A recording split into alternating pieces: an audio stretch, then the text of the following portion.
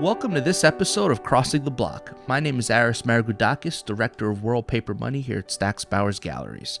On this episode, we're going to be highlighting Lot 20330 from our New York International sale. It's a banknote from Iraq, a half dinar, pick 14. This marks the second appearance of this type at a major auction house in recent years, and we are pleased to finally offer this treasure to our bidders. The portrait at right is of a young King Faisal II. Faisal II was born on April 2, 1935, and began ruling as King of Iraq on April 4, 1939 at the young age of 3. He would have been 6 years old when he was portrayed on the 1931 series of notes. Faisal II was the last king of Iraq, and on May 2, 1958, he was ousted as ruler when the military launched a coup d'etat to seize power from the monarchy. He was later executed with most of the royal family on July 14, 1958.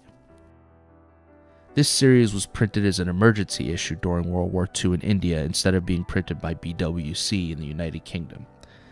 This was because the air and land route from India to Iraq was safer to traverse instead of the sea route from the United Kingdom to Iraq. A relatively few number of the half dinar denominations would have surfaced today, with just around 6 confirmed to be in existence. While this note is in a WBG holder for reference, PMG has graded only 4 examples at the time of cataloging. This super rare example is graded by World Banknote Grading in a VG8 holder. They comment extensive restoration and 2 different halves joined together, which is indicated by the different serial numbers. Still an incredibly rare piece, and one that most collectors do not have.